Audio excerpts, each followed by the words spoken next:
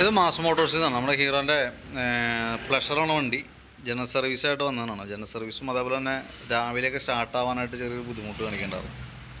അപ്പോൾ നമ്മൾ സർവീസായിട്ട് കയറ്റിയിട്ടുണ്ട്. അപ്പോൾ നമ്മൾ സർവീസിൻ്റെ ഭാഗമായിട്ട് നമ്മൾ എയർ ഫിൽറ്റർ ക്ലച്ചിൻ്റെ ഭാഗം ചെക്ക് ചെയ്യുന്നുണ്ട്. ബാക്കിലെ ബ്രേക്കിൻ്റെ ഭാഗം നോക്കുമ്പോൾ നമുക്ക് അഡ്ജസ്റ്റ് ചെയ്യാനുണ്ട്.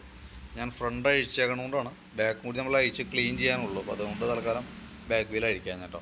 അപ്പോൾ നമ്മൾ ഫ്രണ്ട് വീൽ അഴിച്ചേക്കാണ്. അപ്പോൾ അതിന് ശേഷം നമ്മൾ ബാക്ക് കൂടി അഴിച്ച് അതൊക്കെ ഒന്ന് ക്ലീൻ ചെയ്ത് റീസെറ്റ് ചെയ്യും.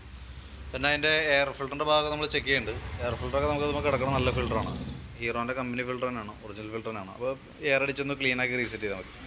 ക്ലച്ചിൻ്റെ ഭാഗം നമ്മൾ നോക്കുമ്പോൾ അത് ഇവിടെ അതിൻ്റെ ക്രാങ്ക് ഷാഫ്റ്റിൻ്റെ സൈഡിൽ നിന്ന് ഓയിൽ ലീക്കായിട്ട് താഴേക്ക് ഇങ്ങനെ ചാടി തുടങ്ങിയിട്ടുണ്ട് കേട്ടോ. അപ്പോൾ കൈയോടെ നമുക്ക് അതിൻ്റെ ഓയിൽ സീലൊന്ന് മാറ്റിയിടാം.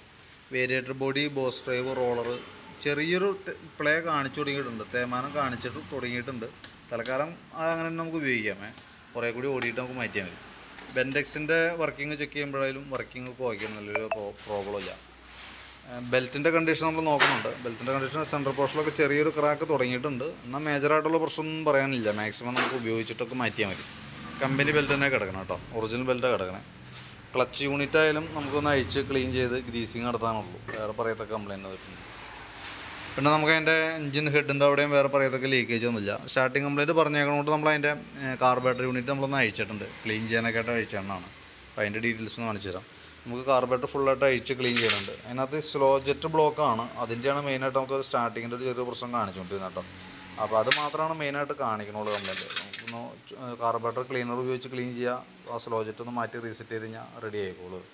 വേറെ പറയത്തൊക്കെ വേറെ അങ്ങനെ പ്രശ്നമില്ല. വണ്ടി സ്റ്റാർട്ട് ആവും, പക്ഷേ ഇച്ചിരി ഡിലേ വന്നിട്ടുണ്ടെന്ന് മാത്രം.